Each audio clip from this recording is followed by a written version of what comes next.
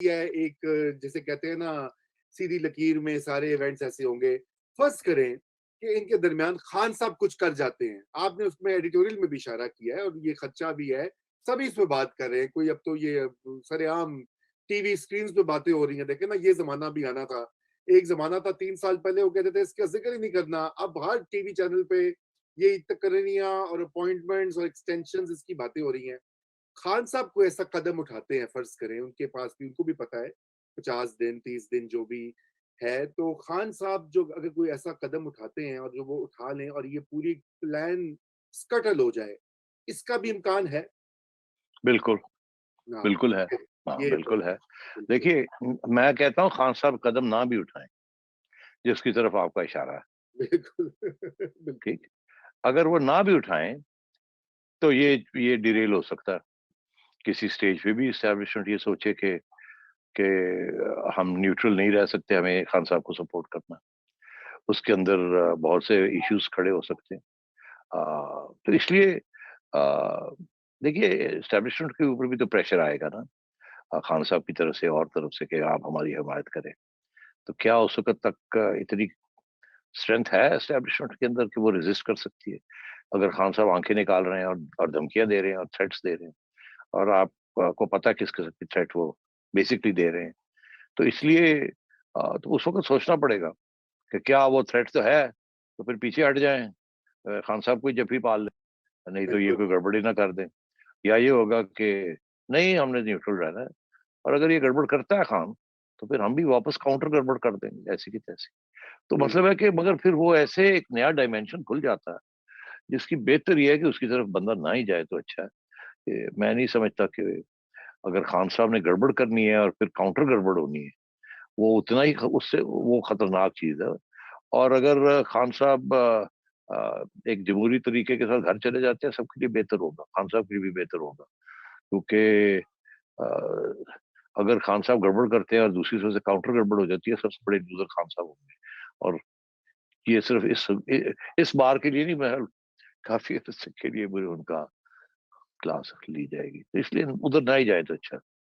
चलिए नहीं जाते ठीक है, लेकिन मैं थोड़ा-सा इसी चीज़ को इलैबोरेट ये करता हूँ कि वो बिल्कुल प्रेशर भी हो सकता है, वो अपना माइंड बदल लें कि भई अभी साल ही की बात है ये वो वगैरह। लेकिन फिर उस सेंस में तो देखिए ना फिर तो खान साहब का एक अगला 5 साल का टेन्योर भी वो खान साहब को दिखाई दे रहा है। आपने उसमें ज़िक्र भी किया एडिटोरियल में कि अगर वो अपनी जो नई अपॉइंटमेंट है इस नवंबर में, उससे पहले वो ऐलान कर दें अगर अप्रैल में और क्या वो खान साहब की जो कैलकुलेशन है, तारीख हमें ये बताती है हेडी साहब, मैंने इसलिए ये सवाल पूछा एक्चुअली मैंने कि तारीख हमें ये बताती है कि अपनी मर्ज़ी का भी वो अपॉइंटमेंट कर लें, जैसे कि नवाज़ शरीफ ने 2-3 बार की पहले भी हुआ, लेकिन वो बात बनती नहीं है। वो ज़रूरी नहीं होता कि अगर आप अपनी पसंद का आर्मी चीफ अपॉइंट करें, तो वो आपका वो आपकी गवर्नमेंट को या वो आपको एक और टर्म डिलीवर कर दे। ये भी तो एक पॉसिबिलिटी है। बिल्कुल है और इससे आगे भी मैं बढ़ के आपको बताता हूँ कि अगर ये ना भी हो, नजम सेठी रज़ा को पिप लगा दे और रज़ा कहे मैं आपको डिफेंड करूँगा मैं, तो फिर रज़ा को नजम सेठी कहेगा रज़ा भाई हुन मैं तो फारिग हो गया हूँ, मुझे तो लोगों ने वोट शोट नहीं देना, तो आप ही सारे के सारी सीटें मुझे अब करके दें। पहले आपने 40% दे दी थी, इस दफ़ा आपको 80% दिलवानी पड़ेगी। तो पूरी प्लान करे रिगिंग का। तो उधर बाहर अवाम जो बैठी है, ये जो इस किस्म के जो तज्ज़िये होते हैं, वो अवाम के बारे में बहुत कम छोटी राय समझते हैं। वो अवाम का पावर को समझते ही नहीं है। और ये अवाम अ, अगर इनके साथ अगली इलेक्शन रिग करने की किसी ने कोशिश की, तो ये अवाम पागल हो जाएगी। इतना नफ़रत है इस वक़्त इस हुकूमत के खिलाफ और फिर उस एस्टेब्लिशमेंट के खिलाफ जो इनको सपोर्ट करेगी। उन हालात में, मैं नहीं समझता कि अगली इलेक्शन जो है जो भी आ जाए, रज़ा रूमी आ जाए या मुर्तज़ा सोलंकी आ जाए, अगर नजम सेठी के साथ अवाम है, तो आप लोग कोई उस किस्म की पैमाने पे रिगिंग कर ही नहीं सकते। उस वक़्त फिर आप न्यूट्रल हो जाएँगे और फिर अवाम स्वीप कर जाएगी। इसलिए मैं समझता हूँ कि खान साहब की जो सियासी ज़िंदगी है, वो अब खत्म होने को आ रही है। जो मर्ज़ी कर लें, अपॉइंटमेंट करें, ना करें, सूनर और लेटर या अभी फ़ारिग हो जाएँगे या साल तक फ़ारिग हो जाएँगे। इससे आगे वो बढ़ ही नहीं सकते अब। अगर तो अवाम इनके साथ होती या इतनी नफ़रत ना होती, न्यूट्रल होती अवाम। अवाम तो इनको बर्दाश्त करने के लिए तैयार नहीं है, एक दिन के लिए बर्दाश्त करने के लिए तैयार नहीं।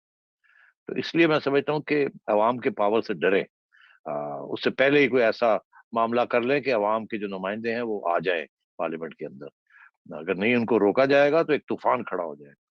तो देखिए ना, एक सिग्नल और मैं आपको बताता हूँ कि अभी देखिए चाइना गए थे हमारे वज़ीर आज़म ओलंपिक्स में पार्टिसिपेट करने के लिए। अब वो रशिया का टूर जो है, उसके बारे में अनाउंसमेंट हुआ है कि पुतिन से जाके मिल रहे हैं।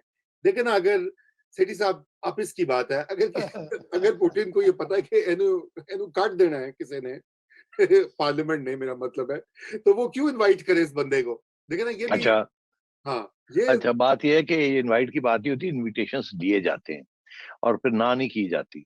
इसलिए क्या पता है कि ये जाएंगे भी रूस के नहीं जाएंगे, ये तो हमें कहा जा रहा है ना। आप देखते चले, आज वोट ऑफ नो कॉन्फिडेंस की ऐलान होता है तो कोई रूस शूस नहीं जाना है, ये पसूड़ी पै जानी है इत्थे। ये देखिए, ये अब चाइना गए हैं, चाइना के आके उन्होंने अभी जो इंटरव्यू दी है चाइनीज मीडिया को, उसके ऊपर इन्होंने क्या किया है। एक तरफ आर्मी चीफ कह रहा है कि हमें रीसेट करना है अपनी रिलेशनशिप विद द वेस्ट, जी, ये कह रहे हैं ना। बिल्कुल, अब बार-बार, बार-बार, हाँ, बड़ी वाज़ेह तौर पे। अच्छा, दूसरी तरफ खान साहब कहते हैं कि मैंने अमेरिका ने ये किया, अमेरिका ने वो किया, वो अमेरिका को अब गाली देनी शुरू कर दी। ये जो अमेरिका को गाली दी जा रही है ना, इसका एक पॉलिटिकल मकसद है इस वक्त, क्योंकि इस मुल्क में बड़ी एंटी अमेरिकनिज्म है। खान जी, साहब इस वक्त वो हरकतें करना चाह रहे हैं दिखाने के लिए तीन चीजें। एक ये कि वो एंटी अमेरिकन है, नंबर एक।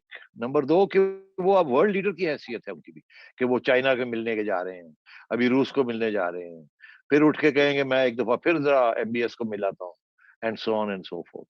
तो ये, इसका ताल्लुक वही है जो रिबन्स काटने शुरू कर दिए इन्होंने। अब ये इन्होंने पब्लिक परसोना बनाना शुरू कर दिया। पहले तो ये चुप करके घर में बैठे हुए थे, जैसे कहते हैं ना, मैं यहाँ घर में बैठ के ये सब कुछ देख रहा था, मैं तो कर ही कुछ नहीं रहा था। अब उठ के इन्होंने अवाम को वो रिबन काटने शुरू कर दिए हैं, प्रोजेक्ट्स अनाउंस करने शुरू कर दिए। झूठ, बट झूठ से क्या, वो सारा वक्त ही झूठ बोलते रहे। उनकी झूठ उनकी सियासी आर्सेनल का हिस्सा है। और अब ये कि जी बड़े लीडर्स के साथ मिलना, ये तो ये वैसे ही है जैसे आप किसी लीडर के घर चले जाए ना, तो वहां तस्वीरें लगी हुई होती है कि वो जनाब उन्होंने रेगन के साथ मुलाकात की, उन्होंने माओ जेतुंग के साथ की, उन्होंने फलाने के साथ की। वो बेचारे जिनके साथ उन्होंने मीटिंग्स की इनका नाम भी नहीं जानते होंगे।